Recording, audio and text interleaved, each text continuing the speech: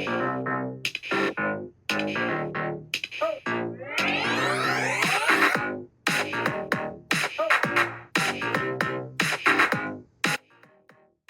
there, beautiful souls. I'm Colynn And I'm Meridee.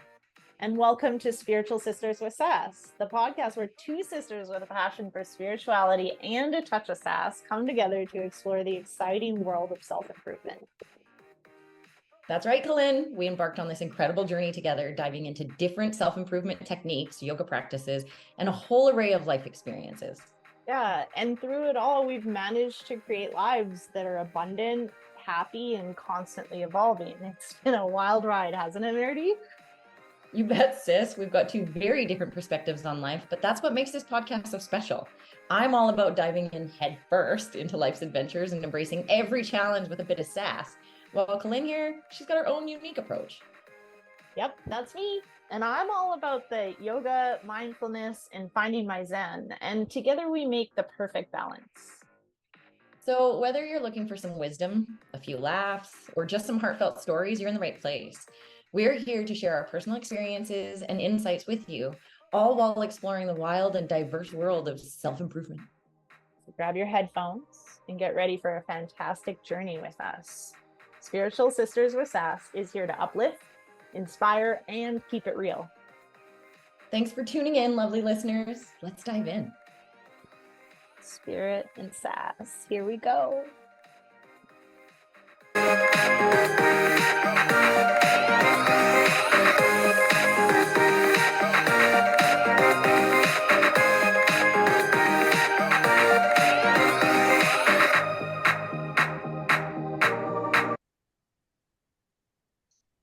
Hello, everybody, and welcome to this week's episode of Spiritual Sisters with Sass. As you can see this week, we have a special guest. Yes, so welcome to Tammy Cox, who is coming at us from Arizona with a lot of really juicy stuff around reclaiming your marriage. So I don't think I need to dive in too much more because Tammy's going to tell us all about it. I just want to say thank you so much for joining us, Tammy. And if you don't mind, introduce yourself and tell us a little bit about what we're going to be discussing today. Okay. Well, I'm so stoked to be here. Already having a good time. So thanks for the warm welcome.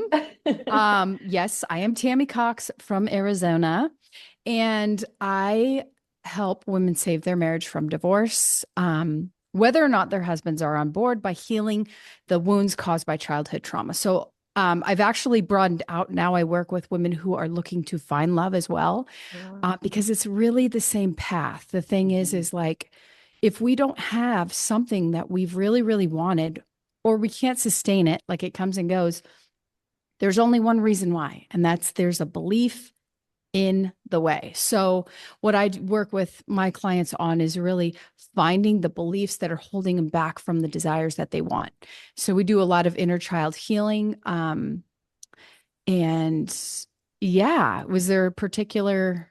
Oh, this is amazing, because one of the things that I think of is both my sister and I have been through divorce, and not technically did I get married a second time, but I went into a long-term relationship and that also ended. And I remember in my first divorce, there was a woman who was also divorced that told me, like, don't do it. Just Don't do what? Don't Divorce? get divorced. Like, try to figure it out. And I remember thinking, like, absolutely not. There's no way. And then I went through a divorce, and then I ended up in a place of like actually giving the same advice of like, the idea is like, if I'm not happy with this person, if I'm not happy with Bob, I'm not going to be happy with John. I'm not going to be happy with, I mean, I can insert female names here as well. It's because it's not necessarily them. So having you on here is like, it's confirming and really diving into like, okay, great, but you don't understand because this person's such a jerk. Like, I'm also not unhappy that I divorced my first husband. Right.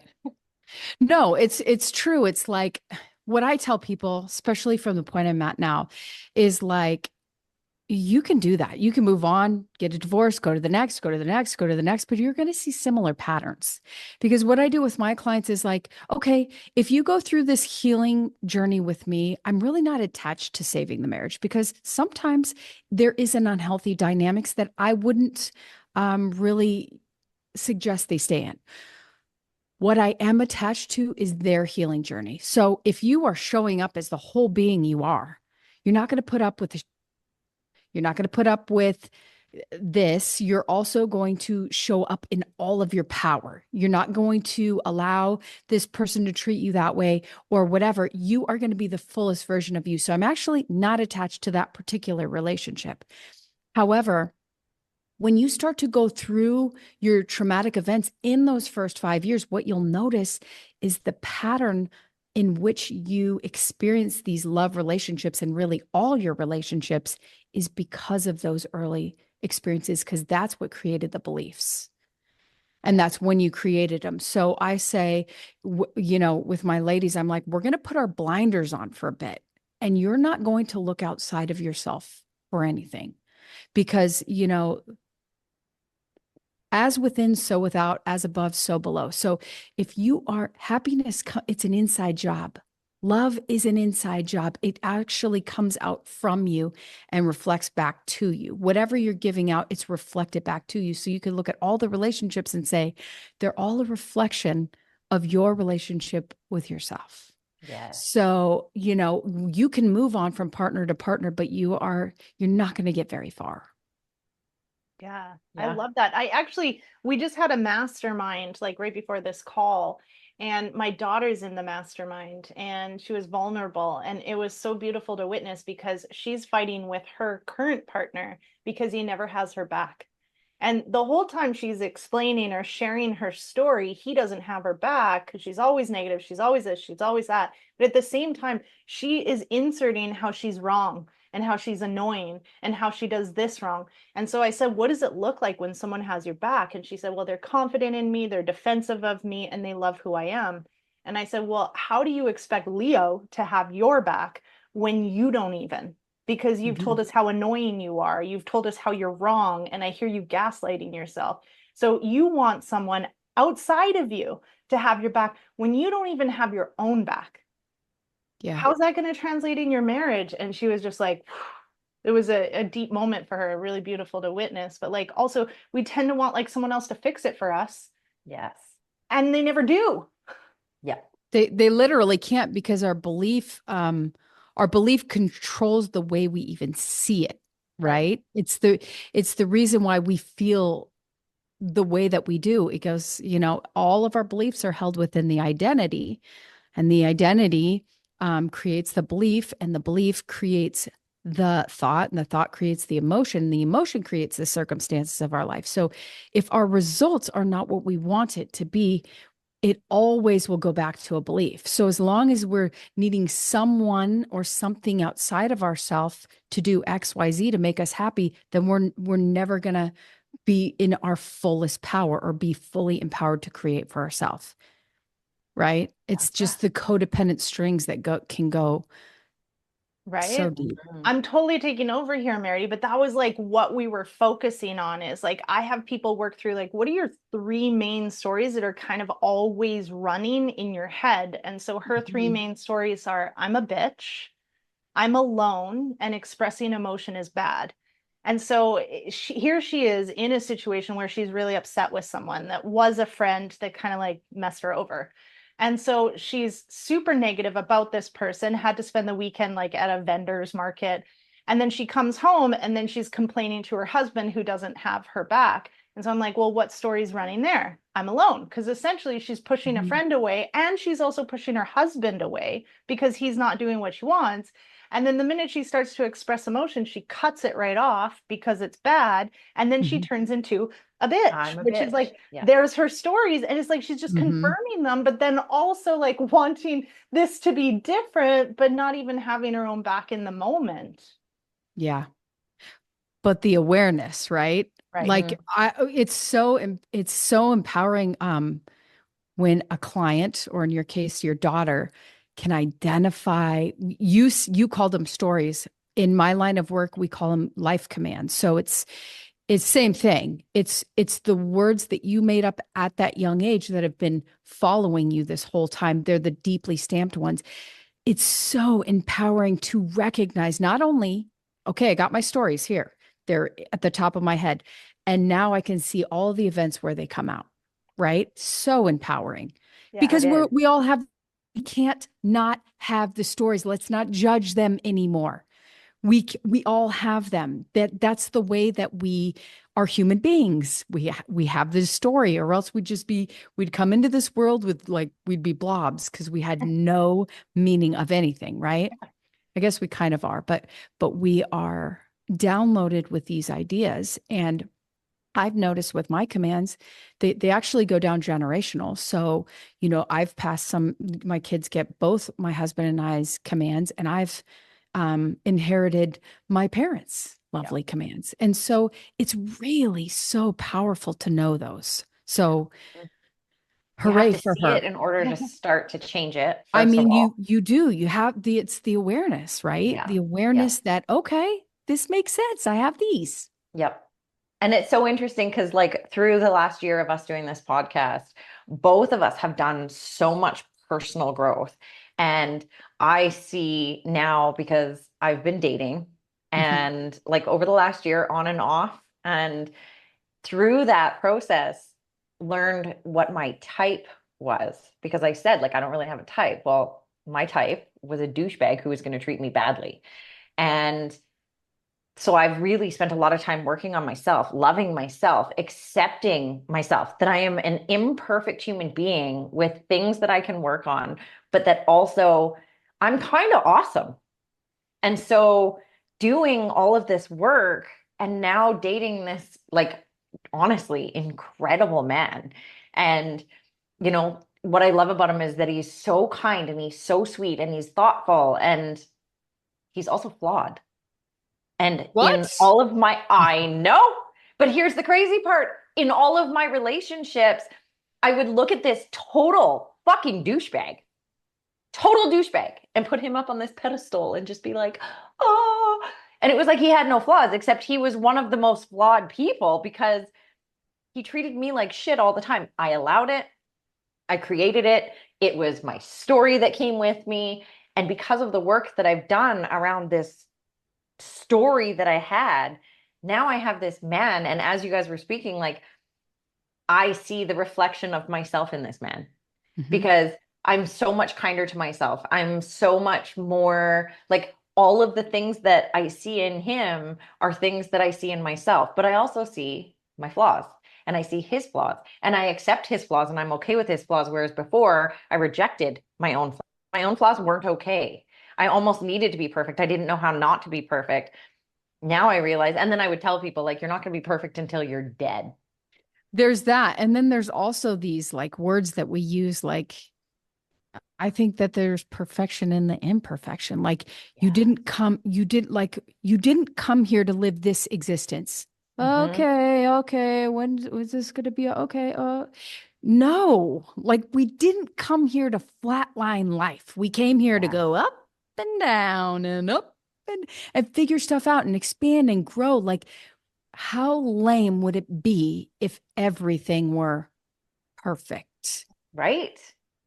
How lame would that be? That would be, if everyone we would be like drones, we would be robots. I don't think that sounds fun at all. So these things you say flaws, I don't even believe in that. I finally understand that the things you call, there's a song and in it, he says, the things you call flaws, I call beautiful. Suddenly it's it has what makes something a flaw? There's things that you want and there's things that you don't want. And every two people have a different version of that. So what makes something bad or good? Yes. What you say it is. Yes. And that's a standard conversation for us as well, is when we talk about experiences and we put a label of bad or good on them, and the fact that they're just experiences for you to learn from, good or bad. Yeah. We don't need the judgment. We could take that off of it and say, okay, that's an interesting experience. I learned these things. I believe that we go through our traumas in order to learn from them. I actually believe that we choose them before we come into this lifetime. Yes.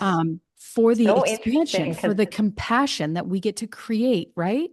So I it's find just, this yeah, conversation so interesting. Sorry to interrupt, but I just find it so interesting because you're so aligned with so many things that we believe in, like that we've chosen this life before, that everything around you is a reflection of you. Like all of the things you're saying are so in alignment with all of the things that we also believe and that we feel in our lives.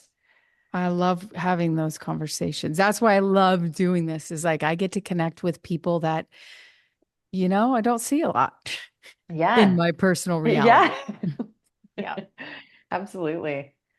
So what would you say is like it's so amazing. We're just having this conversation right before this podcast. So I love that. And we went into how is it now that we can communicate with our partners, whether they're on board or not, as a way to come to understanding each other, not judging. Within Codependence Anonymous, there's a conversation about keeping your side of the street clean. So I like when you said to put on the blinders, because then I'm not looking at this person and all the things that they're doing wrong. That allows me the chance to look at like, oh, look at all the things that maybe I could clean up before I start like narrowing in and Yeah. focusing on the person I'm with. So I clean up my side of the street before we even look at having the conversation of breaking up or doing something different. What is it that you dive into with people when you're looking at like the husband or the partner is a jerk? I They're mean, not there's on the some same stuff level. that, yeah, there's some, you'll never be on the same level. I'll just Fair. tell you that, I've been with my husband 18 years. There's times he goes up. There's times I go up. It's not always at the same time. Now, I believe that when we're on our growth journey, we kind of do these things. We're going up, but we're making these little dips down.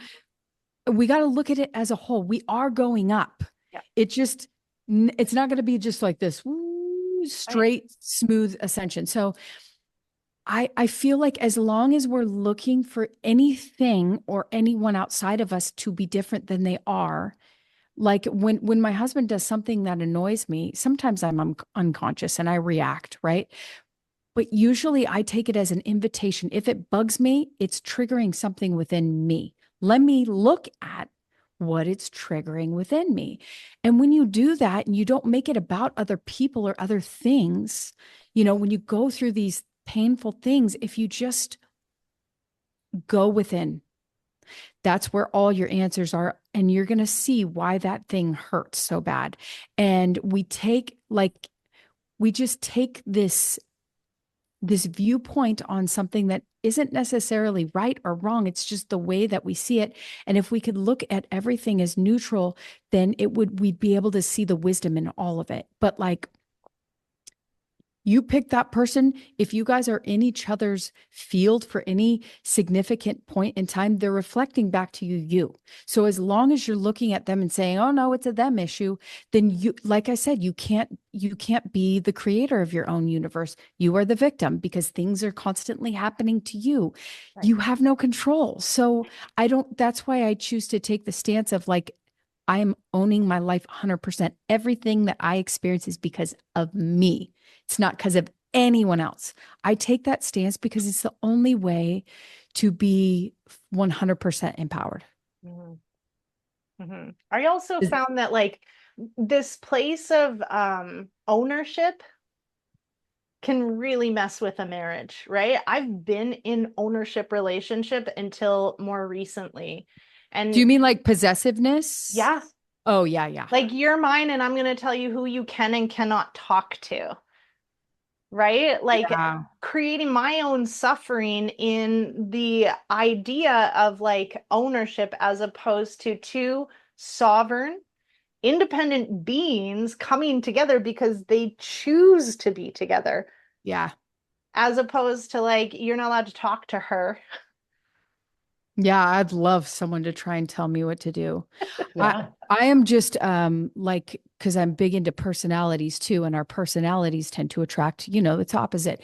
And I am a high controller, so I tend to attract high supporters. And I had to learn how to balance this out, right? And I'm still always working on the balance. but to really know thyself, right? And so when I'm in my unhealthy versions of myself, I want to Yep. control Yep. and, and I have to recognize when I'm in that state, right? In order for me to be like, okay, I got some stuff coming up I get to look at, right? But what I've noticed in general, when I chose to heal, my husband was not on board. Right. In fact, it made him very uncomfortable because where was his fight buddy?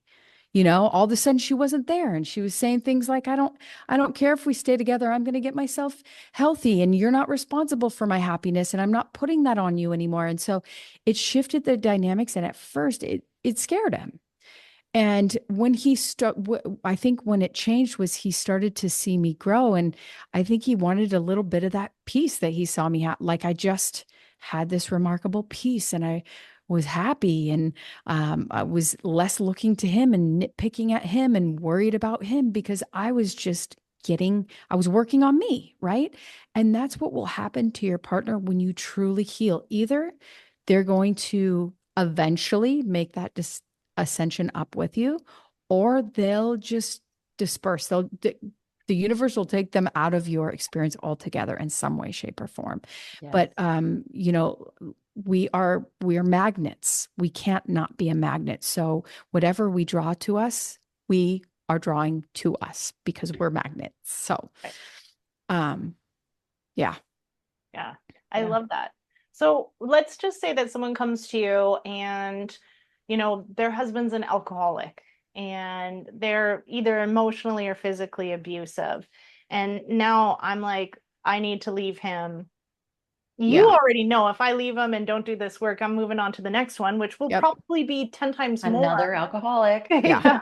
Well, if it's a physical, I'm like, get out. Get out.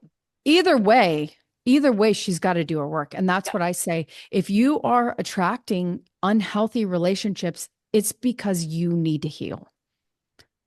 Period. Because before we heal, we allow in all this trash that we don't really want. Right. No one really wants to be, like with my podcast, I take people through a session, right? It's anonymous. So their screen is blacked out, but I take them through a process. And I had a lady on a couple of weeks ago and, she had attracted all of her adult relationships. There was domestic violence. So I said, okay, well, I know where this is going to go, but I take her back to her childhood. And of course that's there. It's the first 5 years. Your entire personality is developed almost entirely in those first 5 years.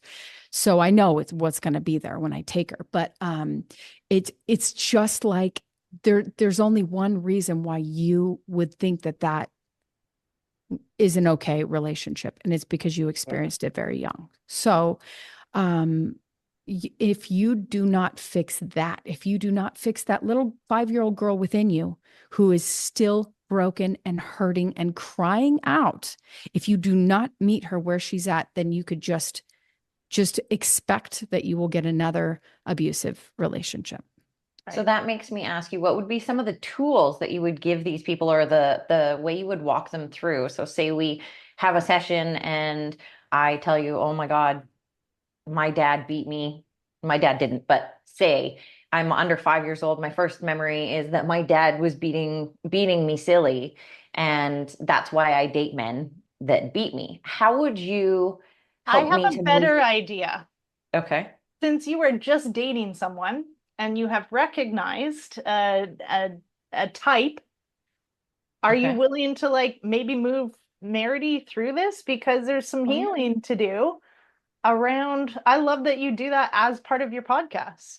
Yeah, I could totally. How much time do we have? We have time, and Meridee's always open. But here is the thing that I've noticed when someone is interviewing me, they're in a certain kind of mode in their mind, because what I take them, I do a subconscious process. Yeah. So a lot of times they can't get relaxed enough to go through it. Yeah. So that's what concerned me. I had another lady ask me to do it, and she just could not get out of the mode. And I was like, it's because you are I'm hosting a podcast mode, right? We're used to, this is pretty normal for us. Like we coach each other in our podcasts pretty regularly. So I'm open to trying it if you're open to. I mean, because it's kind of, it's not hypnotherapy exactly, but you got to, because what I do is like, we're bypassing the conscious mind. So you have to be pretty relaxed. Like my relaxing process takes a while. Okay. Okay. So I don't think it's we up can to do it in the you. time frame. Okay. It's up to you. I'm down, but we can also like just kind of talk about the tools if that's Right. Okay. an easier process for you. Okay. I will. How about this? I'll take you through a process that I recommend people do at home Great. when they don't have someone like me to guide them through it. Awesome. So, first of all, we got to look at the pattern.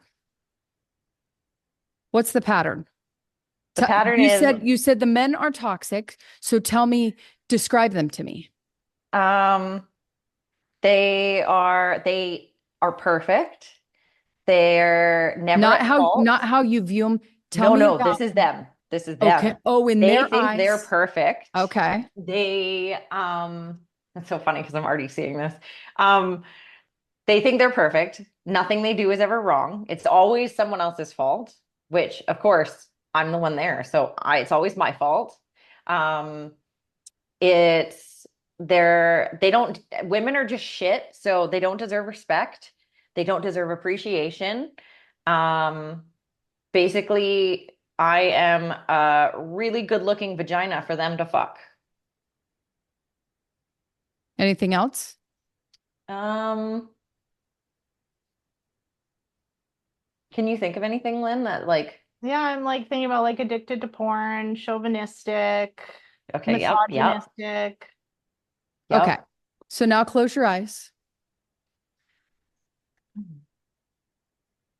And I want you, if you can identify the feeling it feels to be with a man like this, who doesn't see how great you are, who treats you like shit, sees himself as better than, sees you as lesser than. I want you to recognize and notice that there is a place in your body where this emotion stems from. First impression, I'd like you to place your hand on it. What color is it? Like a light blue. Okay. And from that light blue, I want you to see pictured out from that light blue is a projection, a picture. And in this picture, as you make it clearer and clearer, I want you to notice that this is the image of the very first time you felt this emotion. Lesser than. Tell me when you got it. It's interesting because it's actually me watching my dad treat my mom like shit. There you go. It wasn't even him treating me like shit. It was me watching him treat her badly. And I already know that because you placed your right hand right here. Where the placement is your of your right hand is your maternal side. You're supporting your mom. Interesting. So, and then that's the shortest version I've ever taken someone through that process. But now you know what you get to work on. And if I had the time, what I'd have you do is go be in that room with you, observing. And then we'd go through each person in the room and we'd neutralize the emotion. And how would you neutralize the emotion? Yeah. The way you neutralize emotion is by feeling it fully. You go into it, you take it on, you feel it, you let it move through you, you allow it to take on residence in your body until it's completely emoted. See, energy gets trapped in the body, negative energy. And that's how we find it with the color. So if you go into the color and you allow it to be felt fully by you, what happens is it dissolves and resolves all on its own. Yep. So it's like this. We just take the emotional tag off of it. Then it just becomes a neutralized event. No emotional tie to it.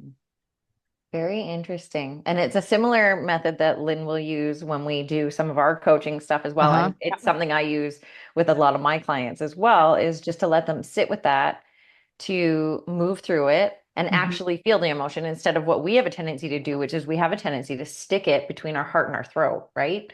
We don't want it to come all the way up. We start to feel the tears and we hold it back. And then we get that lump in our throat because we were holding that energy somewhere in this place. And if we can actually let it move all the way through our body, then it's felt and we can move past it. Mhm. Yep. That was beautiful, Tammy. When you neutralize, would you then sit like with my mom and the feelings that she would have had in that time too? Yeah, I have you connect to her. Wow. Notice the color around her. Notice what she's feeling in that moment. And we could go take this back because remember, we hold at least 7 generations Yep. past Yep. with epigenetics. So we could go back through the line and neutralize. But yes, we would even feel her emotions for her, because you have to understand, on the moment of conception, all mom's DNA and dad's DNA and all mom and dad's pain and trauma become yours. Yeah. And so, yay, we have the beautiful opportunity to heal it. Yeah. Wow. Yeah, I love that. I love that. And I love that you go through like each part. So when you do that, are you also going through the emotion of, say, dad, of the douchebag in the situation? I'm really looking for, I'm reading my clients. So I'm recognizing, so we give all sorts of signals, just like you went like this on your right side. I can tell by your physiology, but then I can also feel it with you. I go through, I'm there. I always tell my clients, like, I was there in that room with you. You didn't see me, but I was the invisible observer. I'm walking them through it, but it's like oh, damn, what was your question? Would you be Yeah. We do Don't this worry, all I the like that all the time. Dad. All the time. That never happens to me. Would you be walking through like the douchebag's feelings and emotions as well? Yes, because there's a reason why he's like that. Yeah. It's like, okay, so for me, I was more of the controller. So I adopted these ways of being from my dad. I had to take the judgment away from everyone by saying, there's a reason why I'm like this. There's a reason why he's like this. There's a reason why his father was like this. That's why I say it all just gets passed down. No one is evil. Yeah. We are the way that we are because of our, programming. And so we just get to look at that with neutral eyes. And like for me, in my situation with my dad, I go back to him as this little 4-year-old boy. And I scoop him up in my arms and I love on him and I tell him everything's going to be okay. Because when I first started going back in time to be with him, I started to notice how scared and sad and overwhelmed he was. And by me helping him, I shifted, even though he's been gone since I was 11. I've been able to shift that for him. And some people will be like, what? How does that work? He's dead. No one actually dies. Like no one actually goes anywhere. So, and our lineage is staying alive basically through us. So I go back and I heal him before all of his trauma and drama even really started. Well, I wouldn't say started happening, but you know what I mean. We get to heal that for our parents, recognizing that our parents are us. And in doing so, we heal our kids. Yeah. Look at your daughter's open to doing this work. How old is she? She's like 22. Dude, right? That is fucking beautiful. Sorry for my Yeah. French. That's so beautiful. And yeah, like that's the goal. Like I told my kids, I know I effed you up. Like I know that. I didn't know what I was doing. I effed Story you of up. our I said, lives. but it's on you to heal just the way I did. That's on us. Like we can't put it off on our parents and say, you really? No, we can't, because that wouldn't be owning our life. And like we said before, we believe that we came in here knowing what we wanted to accomplish, choosing our parents. So that's why I'm always saying, well, it's interesting that I chose this scenario. I wonder what I requested myself to do in this lifetime, you know? Yeah, definitely. I find it so funny because my boyfriend and I were speaking about this yesterday, and he was having a rough Monday. And my question to him was, well, what do you think the lesson was? Because I can tell you that every time I ask for more patience, I am given the opportunity. Don't ever do patient. that. And he said that, he's like, why do you keep asking for that then? And I was like, well, because I'd like to be more patient, but then it brings me something to learn to be more patient with, and I'm ready to throw it, like drop kick whatever it is out the door. But every time I am actually taught a little more patience. Right. Yeah. And so I asked him, like, what are you supposed to learn in this? And he was like, I don't know. I'm going to have to dig into that a little bit because, you know, patience. He's like, but I didn't ask for patience. I'm like, but you probably did before you got here. Right. But, So like, what is patience? Patience is this illusion that we're not getting something done that we're supposed to get done. It's like, who said that you're supposed to do like time? What an interesting concept we created. Like, you know, Yeah. it's like, I think are you in a hurry to transition? Like, are you, like, do you know what that I for mean? me, It's yes, just because such an that's for me, interesting that's kind thing. of what it is. It's more like when I say I want patience, it's that I don't want to be reactive, right? I want to hurry up and stop being reactive to things. How interesting. Right? Isn't Like that funny? I don't want to be angry all the time, or I don't want things to piss me off, which let's just go right there. That's not going to ever happen. The whole purpose of this life is to learn. Yeah. And I probably learn better in moments of being pissed off than I do in moments of not. Until you don't need that anymore. It's just a Right. Yes. teacher for now, right? Yes. It's like, like I said, if you take time out of it, this is what Eckhart Tolle says. When you take time out of it, there's all of a sudden there's no struggle, there's no strife. It's like that's all created in the illusion of time Yeah. Yes. that we should be somewhere we're not right now. Hmm. And that's part of the struggle I think that every single one of us on this planet have is being present, not being focused on the future, which gives us anxiety, not being focused on the past, which gives us guilt, and instead just being present right here, right now. And that's like a constant reminder to my kids. If my daughter calls me and is like, Mom, I'm so anxious today, I'm like, why are you so focused on the future? And then she'll literally be like, oh, I am. And I was like, so what are you so focused on? And then she'll talk about it. And then she'll be like, okay, my anxiety's gone once she's kind of worked her way through whatever it is that she's so focused on getting to. Mm-hmm. And instead stepping back into her right now and what that looks like. Mm-hmm. I also love, I mean, you could literally just be our third sister now, Yeah. basically, because Yeah. this is all stuff that we talk about. And I will always take the opportunity to be like, this is yoga.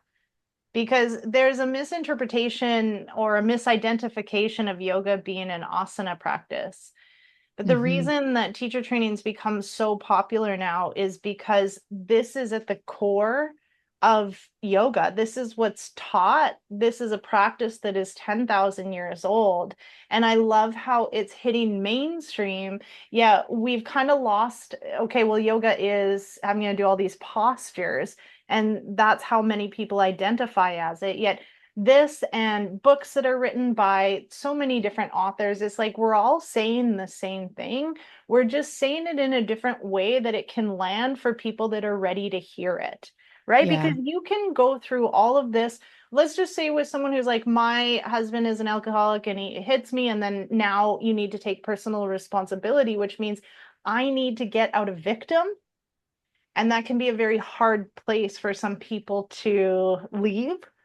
And therefore, Because if they're victim and not, pointing fingers is the easiest place to sit, I see. Even in myself, when I want to run from something, and I'm very aware, so when I want to run from something, as soon as I see this, we have a saying in here, when I'm pointing my finger at you, there's three pointing back at me. Mm. yeah, So as soon as I start to feel that, like it's your, oh shit, it's my fault, Yeah. right? I even just had a conversation with my boyfriend about this because there was like this moment where I was like, I feel a little disconnected from you and I'm not sure it's you. And he was like, what? He didn't quite understand. And I was like, well, if I'm thinking you're pulling away from me, it's probably me pulling away from you. And if I'm realistic about that, I'm starting to fall in love with you. So I'm starting to feel fear that you have the ability to hurt me. And I think I might unconsciously be pulling away from you. And he's just like, whoa. Like Yeah, he's like, we just went from this I'm sure that conversation. scares him silly. yeah, Literally, he Like, was just like, well, oh, where did this come from? you're in yeah. love with me, but you're pulling away, but you don't want it, but you do want it, but you really don't, and you do. And you just told me. Yeah. Like, and I was like, and so unfortunately, these are also going to be conversations we have because I need to speak about these things. And yes, I'm going to call my sister and talk to her about them, but to have the conversation with the person that I'm feeling that way about, for me, is more healing because now I'm going to tell you if you've noticed something with me, this is what I'm noticing with me. But also, as I start to say it to someone, is when I start to recognize, oh shit, this is a me thing. Like my best friend and I, if I'm like, hey, I feel like you, oh shit. Okay, so Yes. I am. Yep. Yeah. And then that's we move always the, forward. yeah, and that's always the way it is, but we will get, I think we'll just constantly be in that place where we get to be aware of it, you know? Yeah. It's the awareness of, oh, there it goes again. Yeah. Oh, it's just it's a constant thing. I don't think we get to the place where we're just like, oh no, it is a me thing. It's always a me thing. It's always gonna be a me thing. It's me, it's me, it's me, it's me. Because we have all these things outside that look so real. They look real. They feel real. And yet we created them with Yeah. our imagination. Yeah. So it's that like that's why we stay in the communities that we stay in. Like you guys have each other. You have, your group, your people that you get to talk. It keeps you very, very aware and accountable to the fact that you aren't the victim. But yes, it is very natural and innate within us to want to go back to, oh no, it's not me, it's them. It's all them. Everything. It's everything else and not me. So that's the beauty of the community.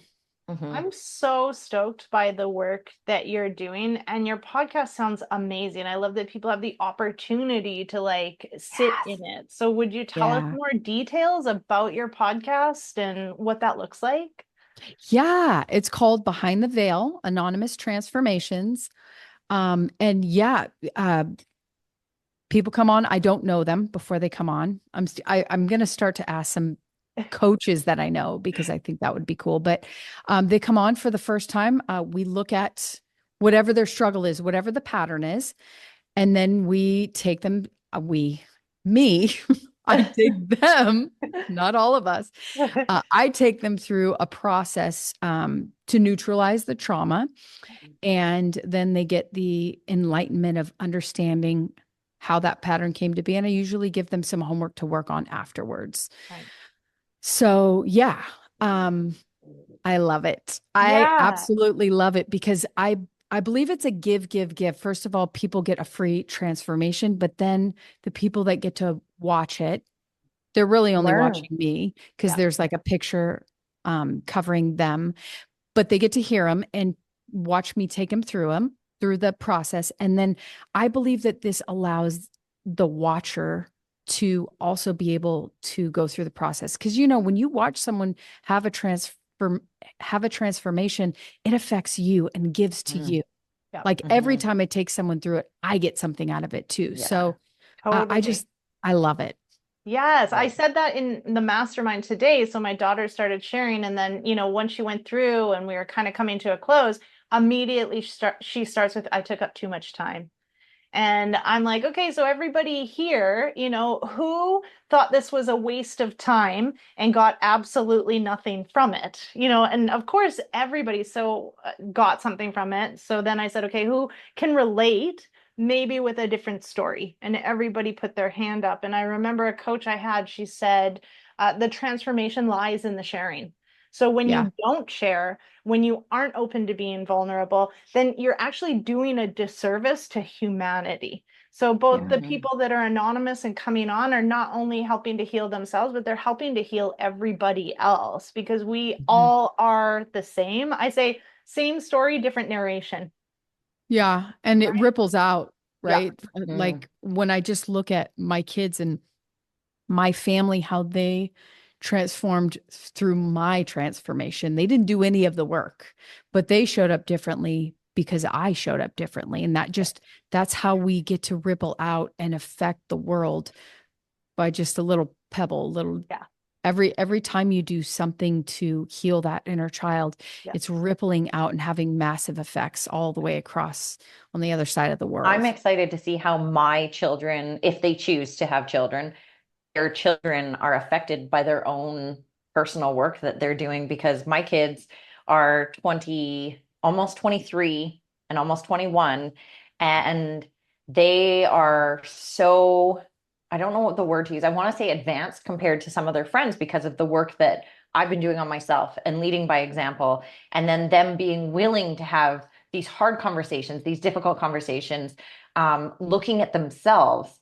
And so to see what they would do in that sense with like their own kids and how they deal with these situations and things like that. So it's really interesting to me to see what it's going to be like, and I'm excited to see the butterfly effect that has happened because of the work I've done on myself as well. And that butterfly effect, instead of hopefully, I mean, our purpose is here is to be traumatized to heal from that trauma, in my opinion, but I do think that like it's going to be really interesting to see my children, like their butterfly effect becoming a more positive butterfly effect rather than our generational trauma being passed down, our generational growth being passed down.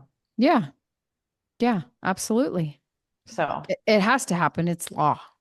yeah. Exactly. Well, I think this is such a perfect place to stop. So thank you so much, Tammy, for being on here. And I really hope that we see you again because this literally, like you fit into our little sisterhood. So we'll definitely have to have you back on again. I'd love check that. in with you in a few months. And thank you guys all for joining us today, those who are live on Facebook as well. You guys, we appreciate your guys' support in all of our podcasts. And we'll bring you another one next week. All right. Bye. Thanks for having me. It was fun.